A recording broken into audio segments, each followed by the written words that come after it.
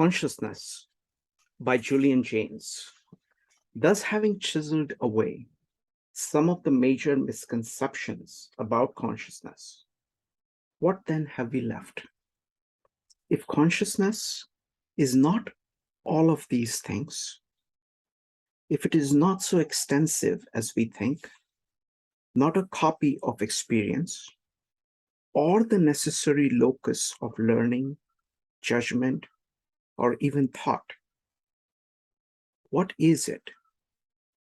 And as we stare into the dust and rubble of the last chapter, hoping Pygmalion-like to see consciousness newly step forth, pure and pristine, out of the rhetoric dust, let us ramble out and around the subject a little way as the dust settles, talking of different things.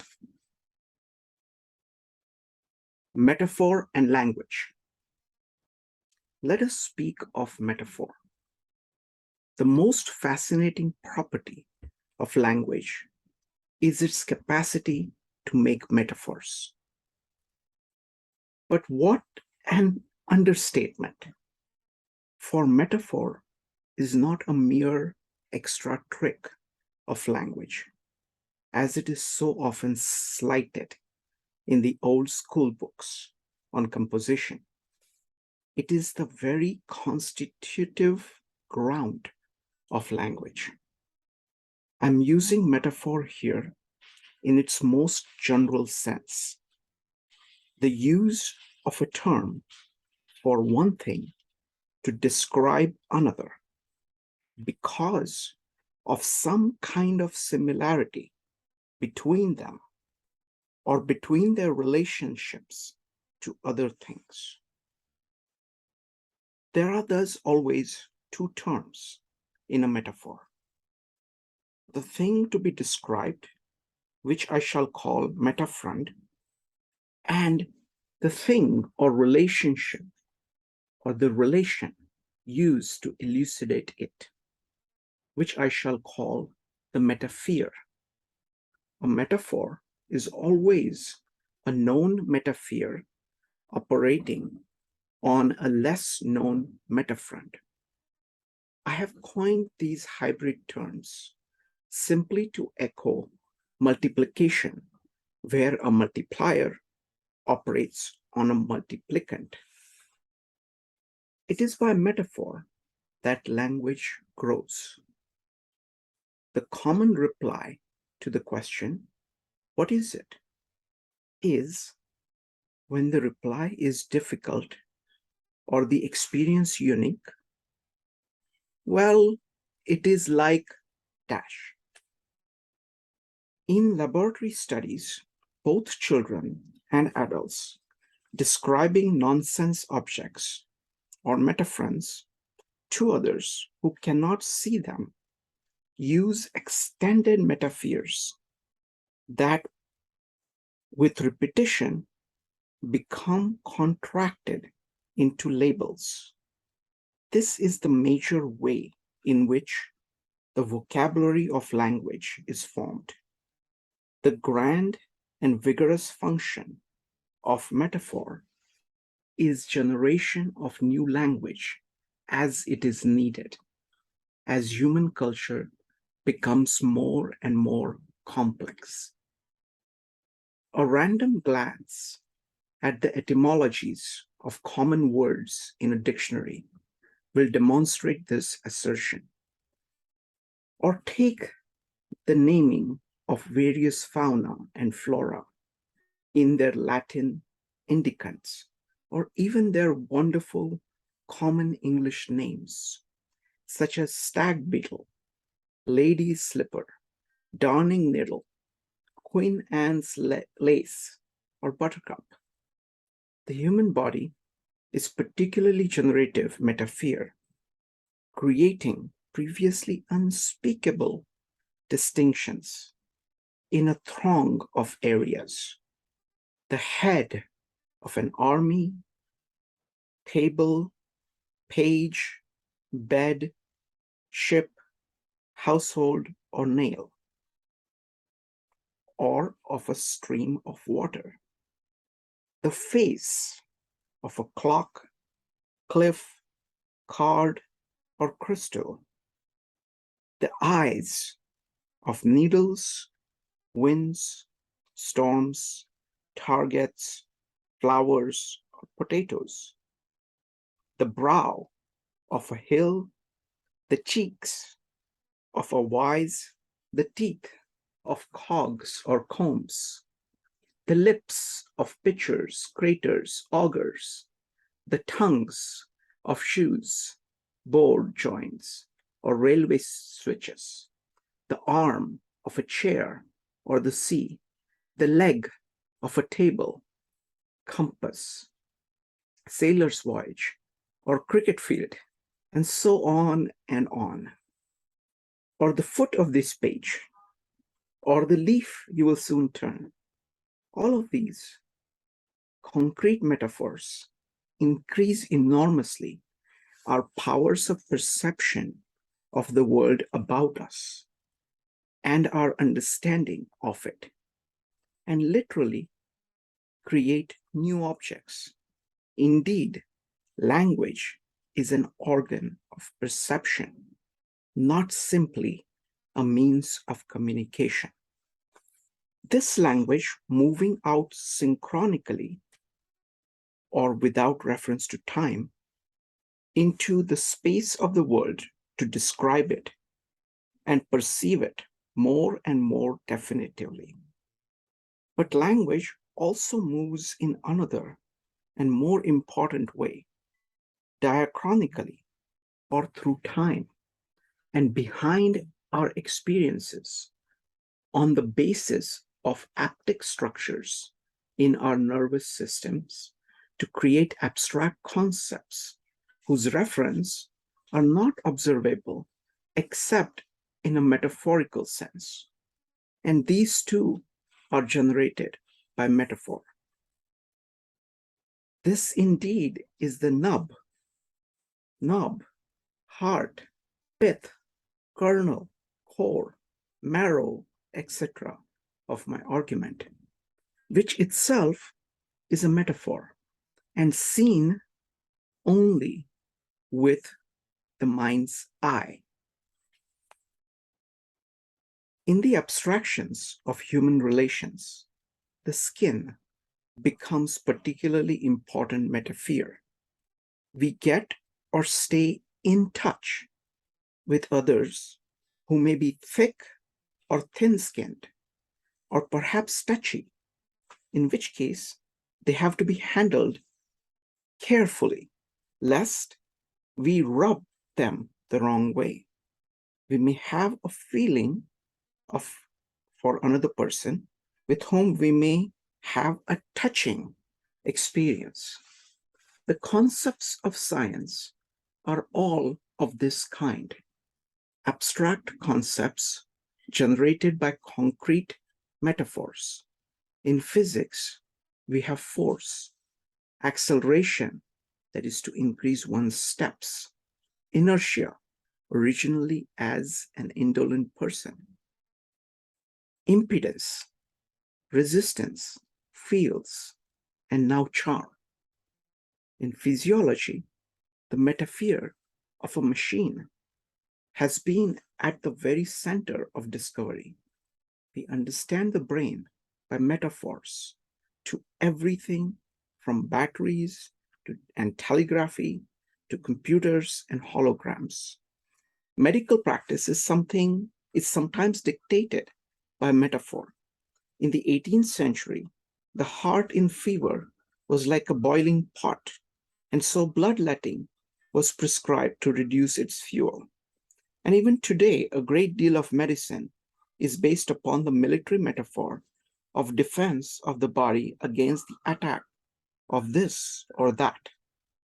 The very concept of law in Greek derives from nomos, the word for the foundation of a building. To be liable or bound in law comes from the Latin legere, means to bind with cord. In early times, language and its reference climbed up from the concrete to the abstract on the steps of metaphors. Even, we may say, created the abstract on the basis of metaphors. It is not always obvious that metaphor has played this all important function, but this is because the concrete metaphors become hidden in the phonemic change, leaving the words to exist on their own. Even such an unmetaphorical sounding word as the verb to be was generated from a metaphor. It comes from the Sanskrit bhu, which means to grow or make grow, while the English forms of am and is have evolved from the same root as the Sanskrit asmi, which means to breathe.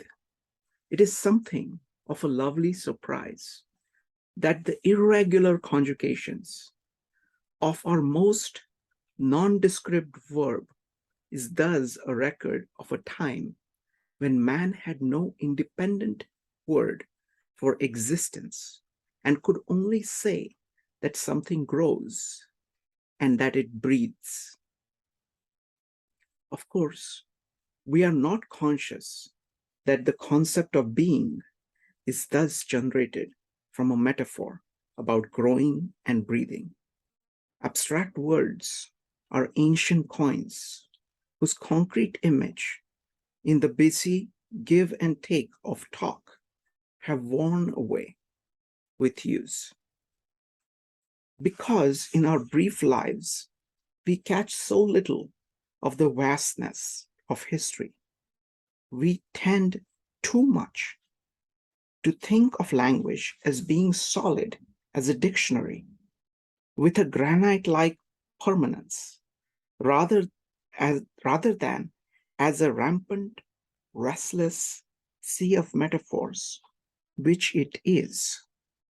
Indeed, if we consider the changes in vocabulary that have occurred over the last few millennia and project them several millennia hence, an interesting paradox arises. For if we ever achieve a language that has the power of expressing everything, then metaphor will no longer be possible. I would not say in that case, my love is like a red, red rose, for love would have exploded into terms for its thousands of nuances, and applying the correct term would leave the rose metaphorically dead. The lexicon of language, then, is a finite set of terms that, by metaphor, is able to stretch out over an infinite set of circumstances, even to creating new circumstances thereby. Could consciousness be such a new creation? Understanding as metaphor. We are trying to understand consciousness. But what are we really trying to do? But what are we really trying to do when we try to understand anything? Like children trying to describe nonsense objects. So in trying to understand a thing, we are trying to find a metaphor for that thing. Not just any metaphor, but one with something more familiar and easy to our attention. Understanding a thing is to arrive at a metaphor for that thing by substituting something more familiar to us. And the feeling of familiarity is the feeling of understanding.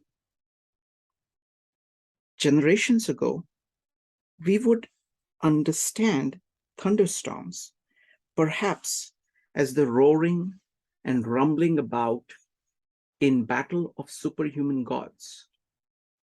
We would have reduced the racket that follows the streak of lightning to familiar battle sounds, for example. Similarly, today, we reduce the storm to various supposed experiences with friction, sparks, vacuums, and the imagination of bulges banks of burly air smashing together to make the noise.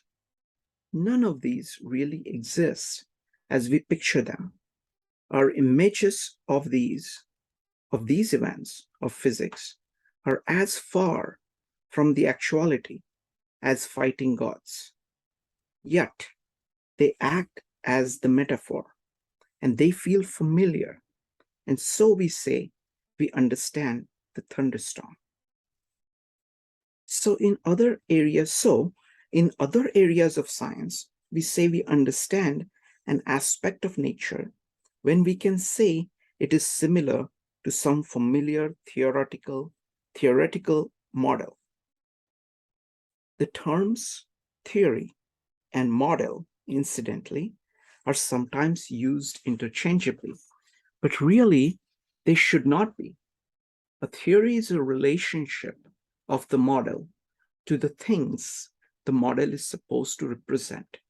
The Bohr model of the atom is that of a proton surrounded by orbiting electrons. It is something like the pattern of the solar system, and that is indeed one of its metaphoric sources. Bohr's theory was that all atoms were similar to his model.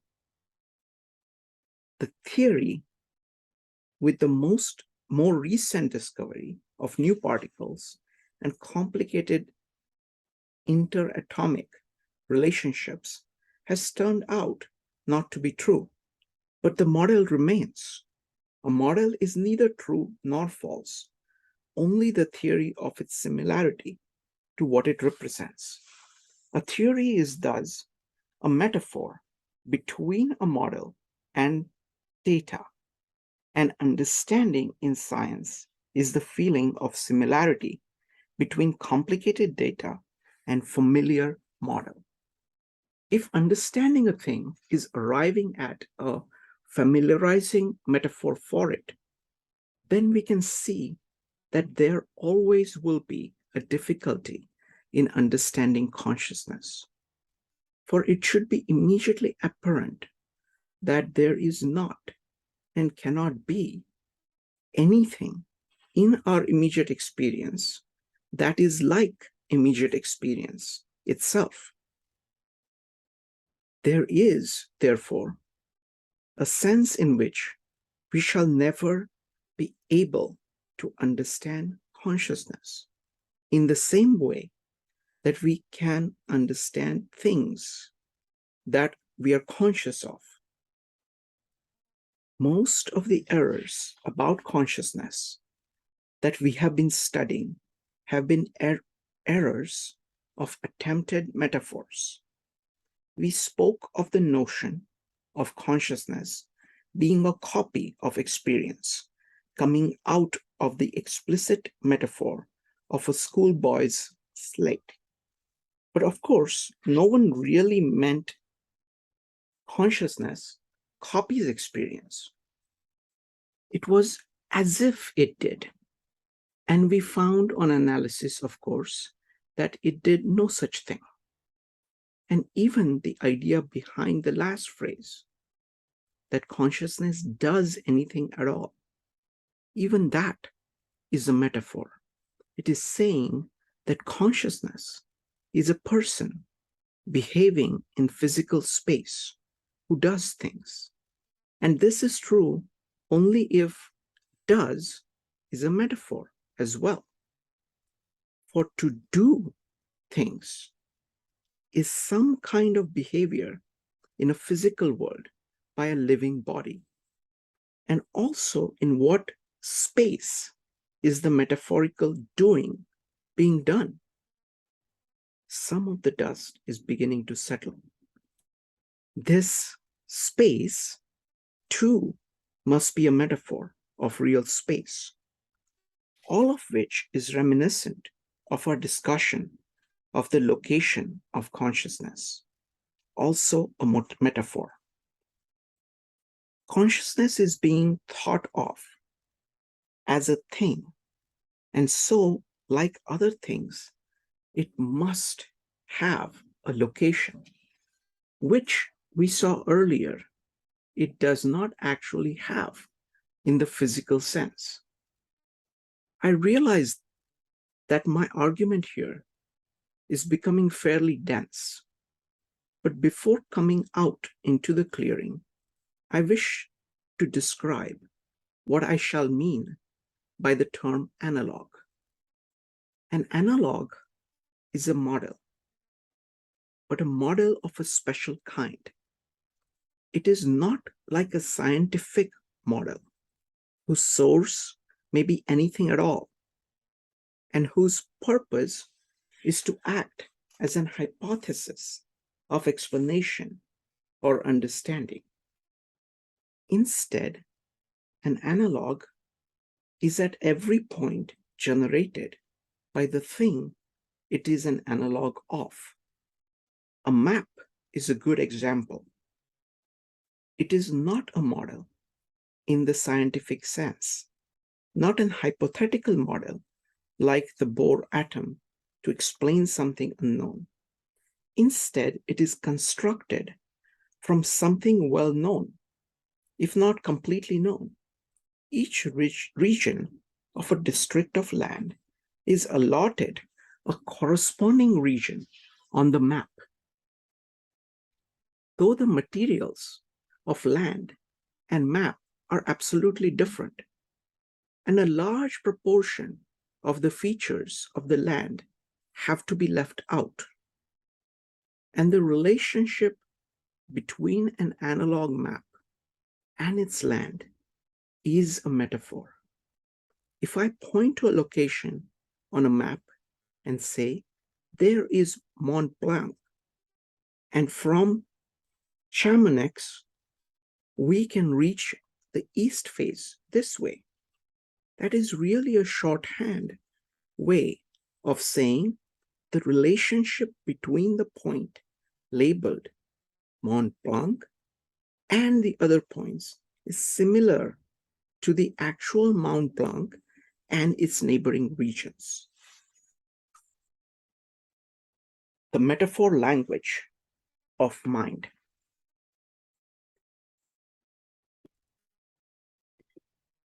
I think it is apparent now, at least dimly, what is emerging from the debris of previous chapter. I do not now feel myself proving my thesis to you step by step, so much as arranging in your mind certain notions so that at the very least you will not be immediately estranged from the point I'm about to make. My procedure here, in what I realize is a difficult and overtly diffuse part of this book, is to simply state in general terms my conclusion and then clarify what it implies. Subjective conscious mind is an analog of what is called the real world. It is built up with a vocabulary or lexical field whose terms are all metaphors or analogs of behavior in the physical world. Its reality is of the same order as mathematics. It allows us to shortcut behavioral processes and arrive at more adequate decisions. Like mathematics, It is an operator rather than a thing or repository, and it is intimately bound up with volition and decision. Consider the language we use to describe conscious processes. The most prominent group of words used to describe mental events are visual. We see solutions to problems, the best of which may be brilliant, and the person brighter and clear headed, as opposed to dull, fuzzy minded, or obscure solutions. These words are all metaphors, and the mind space to which they apply is a metaphor of actual space. In it, we can approach a problem, perhaps from certain viewpoint, and grapple with its difficulties, or seize together or comprehend parts of the problem, and so on, using metaphors of behavior to invent things to do in this metaphored mind space. And the adjectives to describe physical behavior in real space are analogically taken over to describe mental behavior in mind space when we speak of our minds as being quick, slow, agitated, as when we cogitate or co-agitate, nimble-witted, strong or weak-minded. The mind space in which these metaphorical activities go on has its own group of adjectives. We can be broad-minded, deep, open, narrow-minded. We can be occupied. We can get something off our minds, put something out of mind, or we can get it, let something penetrate, or bear, have, keep, or hold in mind. As with real space, something can be at the back of our mind, in its inner recesses, or beyond our mind, or out of our mind. In argument, we try to get things through to someone, to reach their understanding, or find a common ground, or point out, etc. All actions in real space taken over analogically into the space of the mind. But what is it we are making a metaphor of? We have seen that the useful function of metaphor is a wish to designate a particular aspect of a thing, to describe something for which words are not available. That thing to be designated, described, expressed, or lexically widened is what we have called the metafront.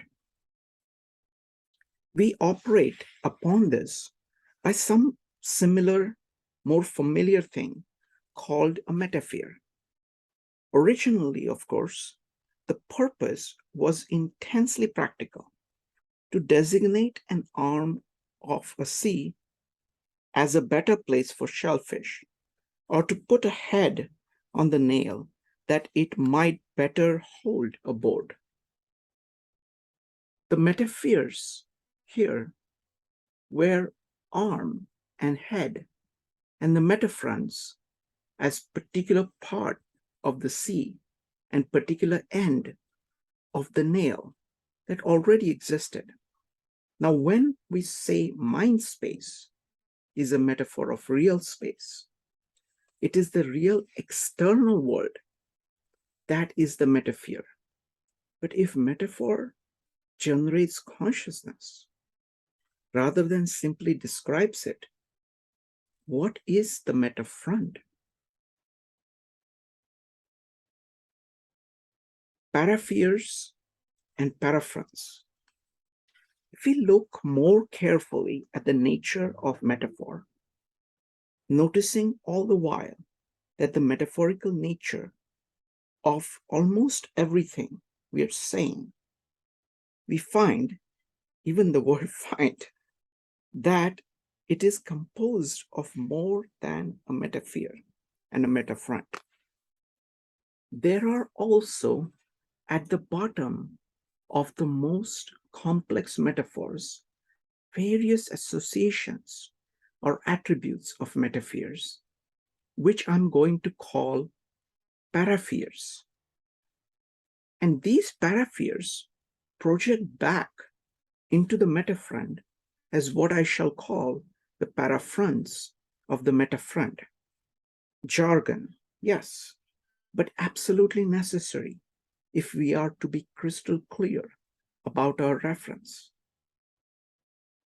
Some examples will show that the unraveling of metaphor into these four parts is really quite simple, as well as clarifying what otherwise we could not speak about. Consider the metaphor that snow blankets the ground. The metafront is something about completeness and even thickness, with which the ground is covered by snow. Metaphor is a blanket on the bed. But the pleasing nuances of this metaphor are in the parapheres of the metaphor blanket.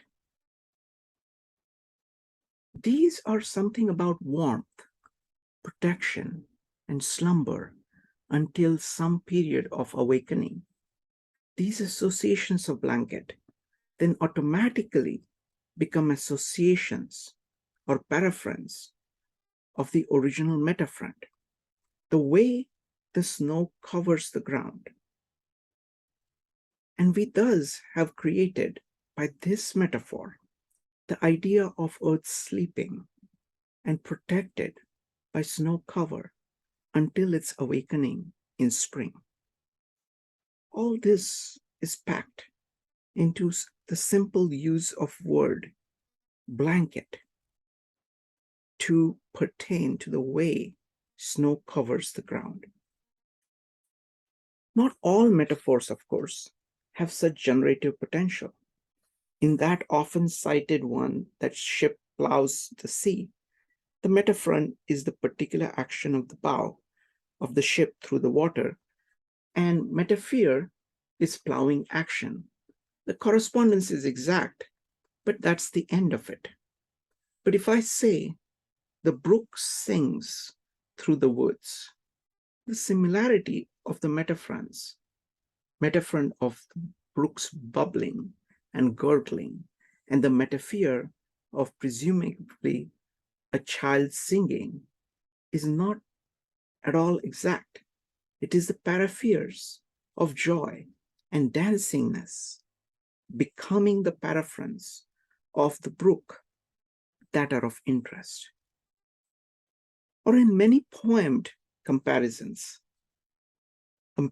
of love to a rose, it is not the tenuous correspondence between the metafront and the metaphor, but the paraphrons that engage us, that love lives in the sun, smells sweet, has thorns when grasped, and blooms for a season only. Or suppose I say less visually and more profoundly, something quite opposite, that my love is like tinsmith's scoop, sunk past its gleam in the meal bin. An immediate correspondence here of metafront and metaphor, of being out of casual sight, is trivial. Instead, it is the paraphrons of this metaphor which create what could not possibly be there. the enduring, careful shape, and the hidden shiningness, and the holdingness of a lasting love, deep in the heavy, manipulable softness of mounting time, the whole simulating and so paraphrasing sexual intercourse from a male point of view. Love has not such properties except as we generate them by metaphor. Of such poetry is consciousness made. This can be seen if we return to some of the metaphors of the mind we have earlier looked at. Suppose we are trying to solve some simple problem, such as the circle triangle series in the previous chapter. And suppose we express the fact that we have obtained the solution by exclaiming that at last we see what the answer is, namely a triangle. This metaphor may be analyzed just as the blanket of snow or the singing brook. The metaphrand is obtaining the solution. Metaphor is a sight with the eyes, and the paraphors are all those things associated with vision that then create paraphrands, such as the mind's eye, seeing the solution clearly, etc. And most importantly, the paraphrand of a space in which the seeing is going on, or what I am calling mind space, or an objects to see. I do not mean this brief sketch to stand in for a real theory of how consciousness was generated in the first place. That problem we shall come to in Book 2. Rather, I intend only to suggest the possibility that I hope to make plausible later, that consciousness is the work of lexical metaphor. It is spun out of concrete metaphors of expression and their paraphors, projecting paraphrands that exist only in the functional sense. Moreover, it goes on generating itself, each new paraphrand capable of being a metaphrand on its own, resulting in new metaphors with their paraphors, and so on. Of course, this process is not and cannot be as haphazard as I'm making it sound. The world is organized, highly organized, and the concrete metaphors that are generating consciousness does generate consciousness in an organized way. Hence, the similarity of consciousness and the physical behavioral world we are conscious of. And hence, the structure of that world is echoed, though with certain differences in the structure of consciousness. One last complication before going on.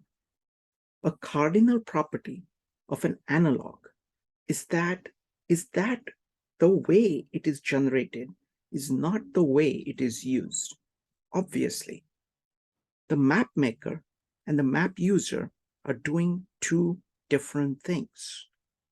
For the map maker, the metafrand is a blank piece of paper on which he operates with the metaphor of the land he knows and has surveyed. But for the map user, it is just the other way around. The land is unknown. It is the land that is the metafrand, while the metaphor is the map which he is using, by which he understands the land. And so with consciousness. Consciousness is the metafrand when it is being generated by the paraphrands of our verbal expressions. But the functioning of consciousness is as it were, the return journey. Consciousness becomes the metaphor, full of our past experience, constantly and selectively operating on such unknowns as future actions, decisions, and partly remembered past, on what we are and yet may be. And it is by the generated structure of consciousness that we then understand the world. What kinds of things can we say about that structure? Here, I shall briefly allude to only the most important.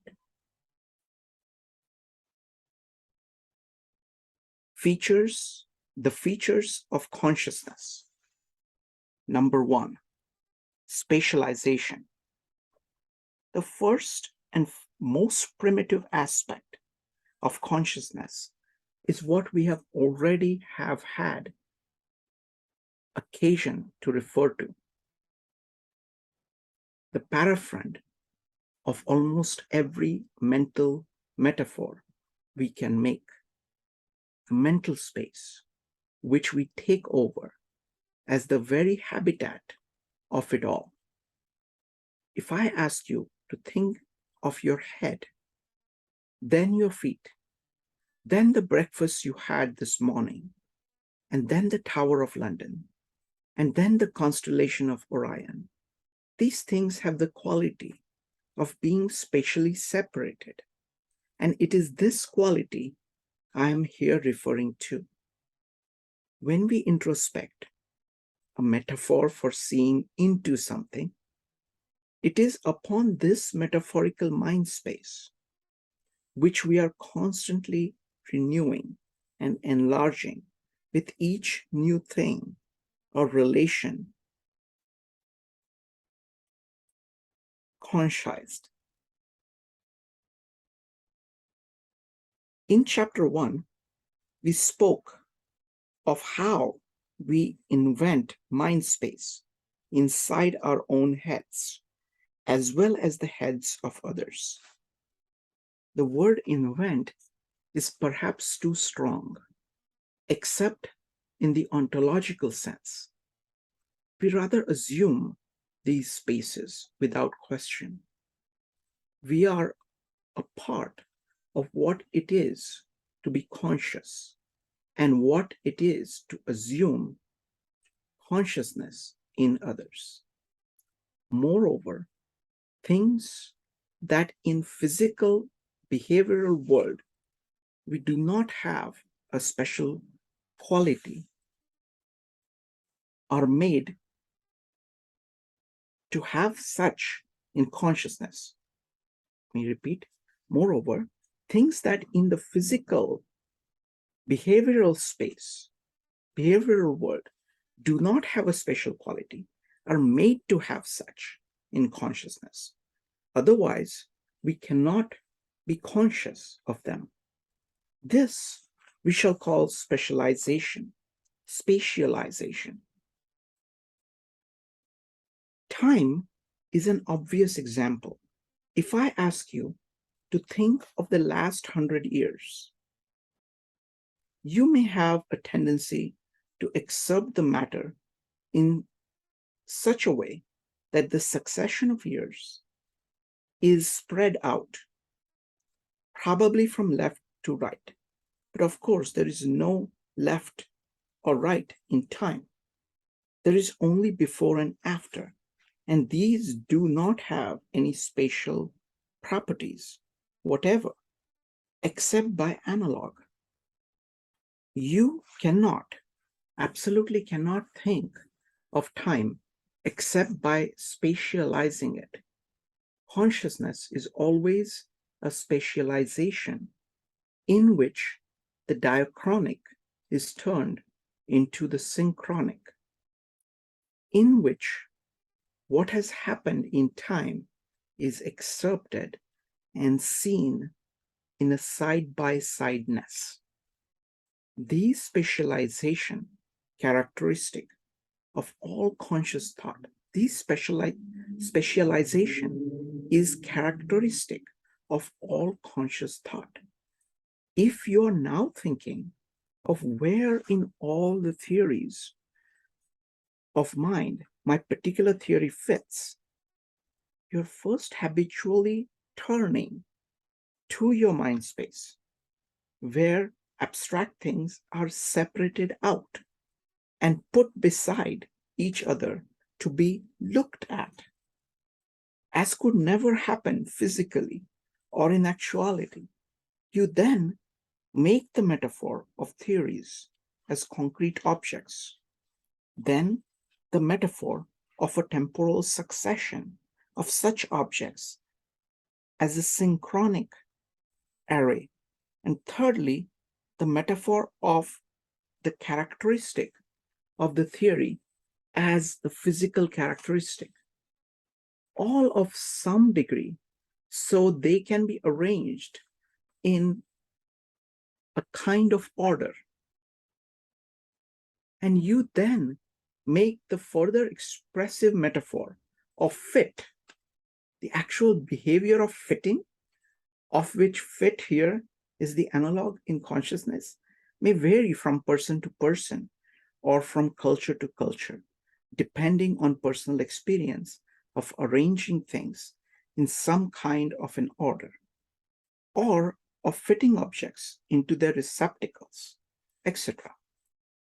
The metaphorical substrate of thought is thus sometimes very complicated and difficult to unravel, but every conscious thought that you are having in reading this book can, by such an analysis, be traced back to the concrete actions in a concrete world. Number 2, excerption. In consciousness, we are never seeing anything in its entirety. It is because such seeing is an analog of actual behavior. In actual behavior, we can only see or pay attention to a part of a thing at any one moment. And so, in consciousness, we excerpt from the collection of possible attentions to a thing which comprises our knowledge of it. And this is all that is possible to do, since consciousness is a metaphor of our actual behavior. Thus, if I ask you to think of a circus, for example, you'll first have a fleeting moment of slight fuzziness, followed perhaps by picturing of trapeze artist or possibly a clown in the center ring. Or if you think of the city which you are in now, you will accept some features such as a particular building or tower or crossroads. Or if I ask you to think of yourself, you will make some kind of excerpts from your recent past, believing you are then thinking of yourself.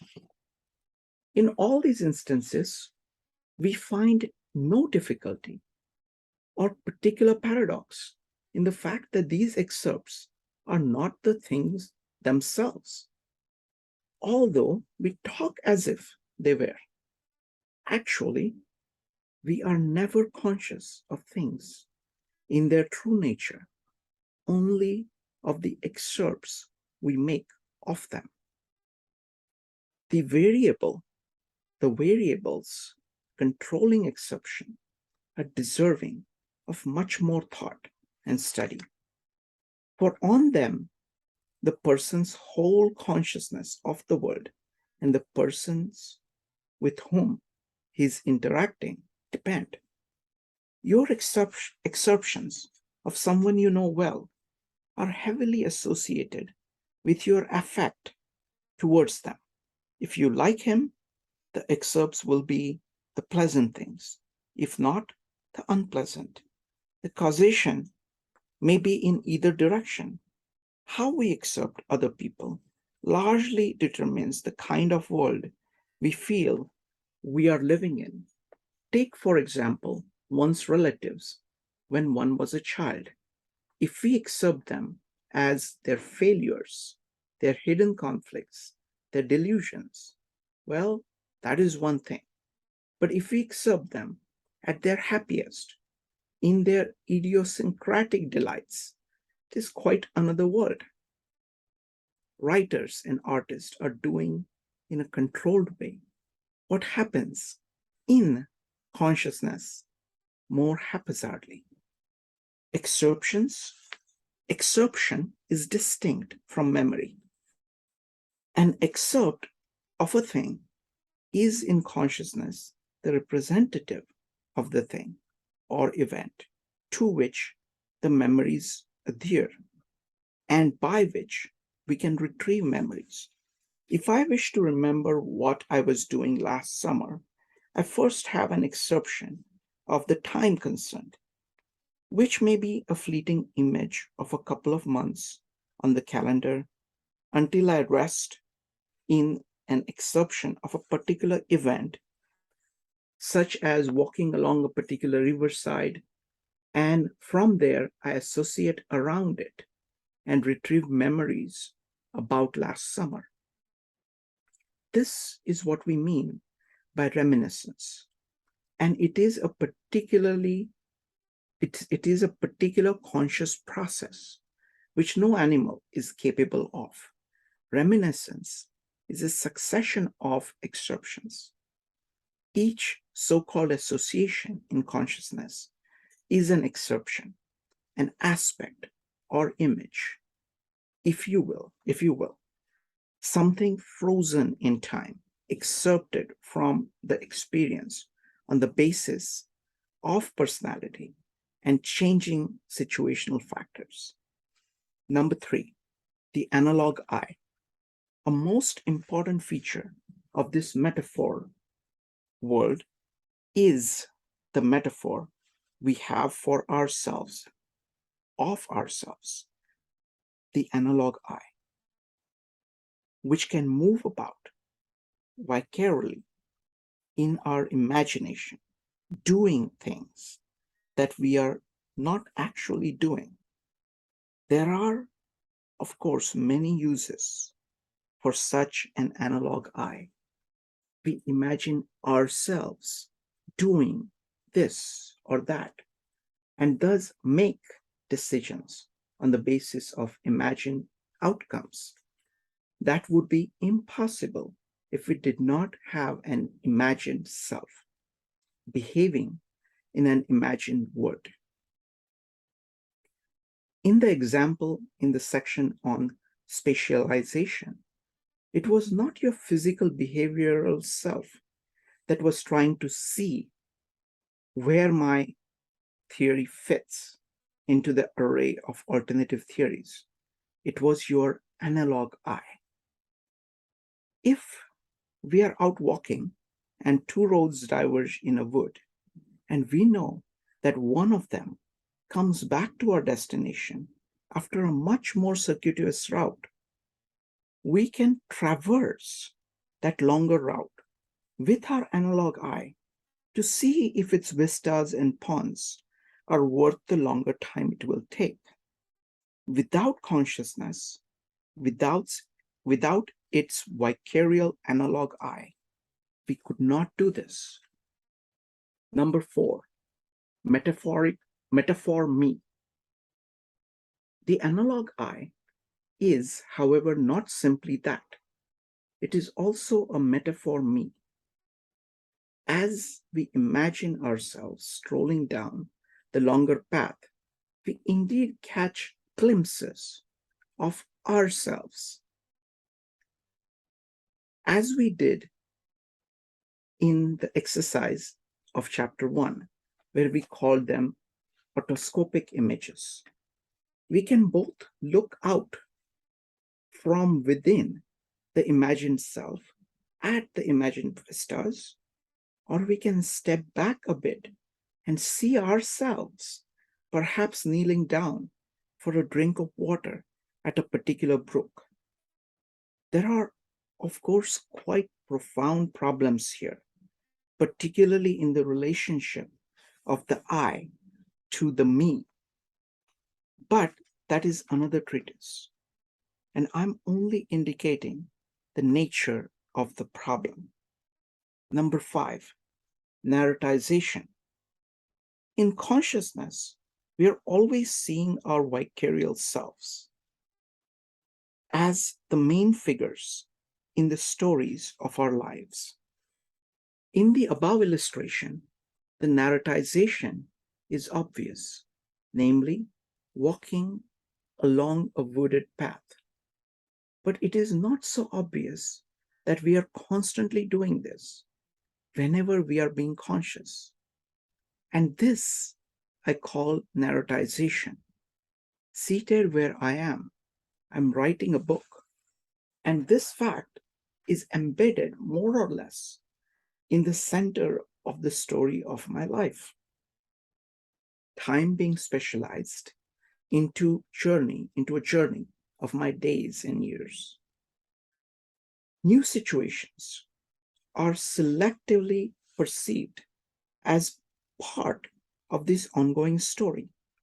Perceptions that do not fit into it being unnoticed or at least unremembered.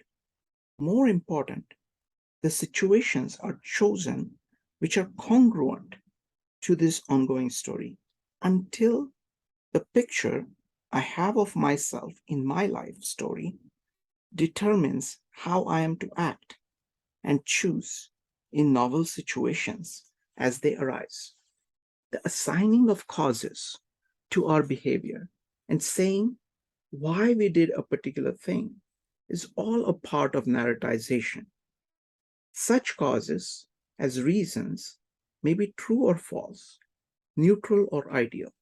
Consciousness is ever ready to explain anything we happen to find ourselves doing.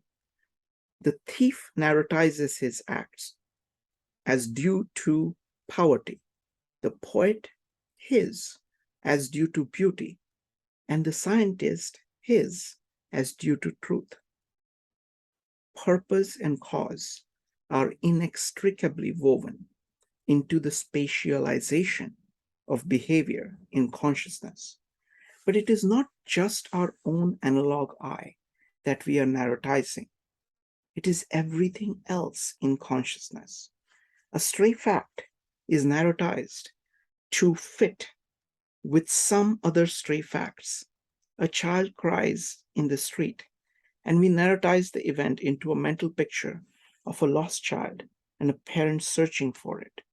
A cat is up a tree, and we narratize an event into a picture of a dog chasing it there.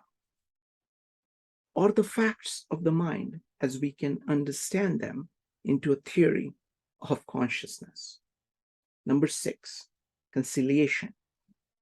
A final aspect of consciousness I wish to mention here is modeled upon a behavioral process common to most mammals. It really springs from simple recognition, where a slightly ambiguous perceived object is made to conform to some previously learned schema, an automatic process sometimes called assimilation. We assimilate new stimulus into our conception or schema about it, even though it is slightly different. Since we never, from moment to moment, see or hear or touch things exactly the same way, this process of assimilation into previous experience is going on all the time as we perceive our world. We are putting things together into recognizable objects on the basis of the previously learned schemes we have of them. Now, assimilation, consciousized, is conciliation. Better term for it might be compatibilization. Compatibilization. But that seems something too rococo. What I am designating by conciliation is essentially doing in mind space what narratization does in mind time or spatialized time. It brings things together as conscious objects, just as narratization brings things together as a story. And this fitting together into a consistency or probability is done according to rules built up in experience. In conciliation, we are making excerpts or narratizations compatible with each other. Just as in external perception, the new stimulus and internal conception are made to agree. If we are narratizing ourselves as walking along a wooded path, the succession of excerpts is automatically made compatible with such a journey. Or if in daydreaming, two excerpts or narratizations happen to begin occurring at the same time, they're fused or conciliated. If I ask you to think of a mountain meadow and a tower at the same time, you automatically conciliate them by having the tower rising from the meadow. But if I ask you to think of a mountain meadow and an ocean at the same time, conciliation tends not to occur, and you are likely to think of one and then the other. You can only bring them together by narratization. Thus, there are principles of compatibility that govern this process, and such principles are learned and are based on the structure of the word. Let me summarize as a way of seeing where we are and the direction in which our discussion is going. We have said that consciousness is an operation rather than a thing, a repository or a function. It operates by way of analogy, by way of constructing an analog space with an analog eye that can observe that space and move metaphorically in it. It operates on any reactivity, excerpts relevant aspects, narratizes and conciliates them together in a metaphorical space where such meanings can be manipulated like things in space. Conscious mind is a spatial analog of the world, and the mental acts are analogs of bodily acts. Consciousness operates only on objectively observable things, or to say it another way, with echoes of John Locke, there is nothing in consciousness that is not an analog of something that was in behavior first. This has been a difficult chapter, but I hope I have sketched out with some plausibility that the notion of consciousness as a metaphor generated model of the world leads to some quite definite deductions, and that these deductions are testable in our own everyday conscious experience. It is only, of course, a beginning, a somewhat rough-hewn beginning, which I hope to develop in a future work. But it is enough to return now to our major inquiry of the origin of it all, saving further amplification of the nature of consciousness itself to later chapters. If consciousness is this invention of an analog world on the basis of language, paralleling the behavioral world, even as the world of mathematics parallels the world of quantities of things, what then can we say about its origin? We have arrived at a very interesting point in our discussion, and one that is completely contradictory to all of the alternative solutions to the problem of the origin of consciousness, which we discussed in the introductory chapter. For if consciousness is based on language, then it follows that it is of a much more recent origin than has heretofore been supposed. Consciousness comes after language. The implications of such a position are extremely serious. This was chapter 2 of the origin of consciousness in the breakdown of the bicameral mind by Julian Jaynes.